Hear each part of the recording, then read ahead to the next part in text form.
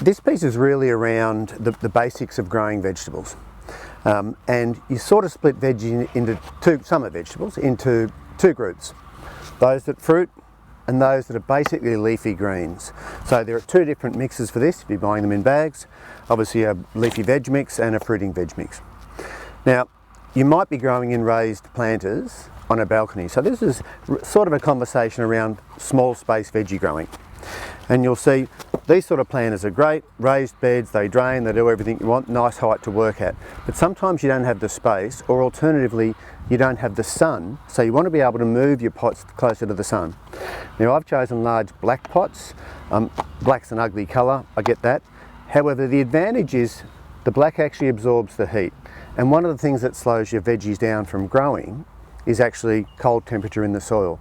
So one of the advantages of these pots is that they will suck in the heat early in the season, so you actually get 2 or 3 weeks earlier growth than what you normally would, really because the soil's warm. So you can pull them out into the sun, then keep them back into away from the cold at night. So I like these larger pots. Also, in the case of the fruiting veg, I like large ones because I tend to overplant them. So in that case over there, I've got 3 tomatoes. A tall growing tomato at the back that'll get to about 1.5 metres. So I would run that straight up a wire.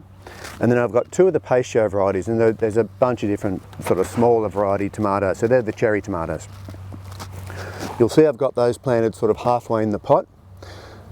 Then I've got capsicums at the front. Now that's quite a lot to fit in that size container, but when these come up, I'll pull this tomato across to this side with some string, I'll pull the other one across to that side, and then we'll have the tall one at the back.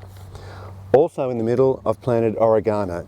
Now I would overplant that, I'd put some thyme in and other things, because these pots are capable of actually growing a lot of plant. The reason you think about 2 different mixes is because you need a different fertiliser in the potting mix to get things to flower and things to fruit than you do for just making leafy green veg.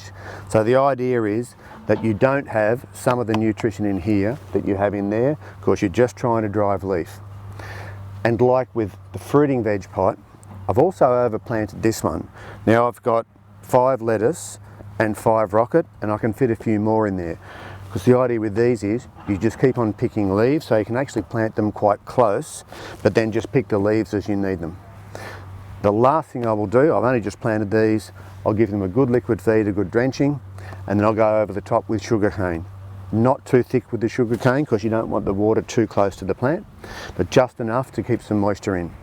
So you can see in 2 moderately large pots, you actually get a lot of plant in here, and they're a very effective thing to use on a small balcony or something like that. So just keep that in mind. You can lift them, move them around, get them into the sun, but also you can keep them away from the cold if you need to and away from the wind. 2 different mixes, leafy veg and fruiting veg, bit of fertiliser, bit of mulch, and you get a really productive area.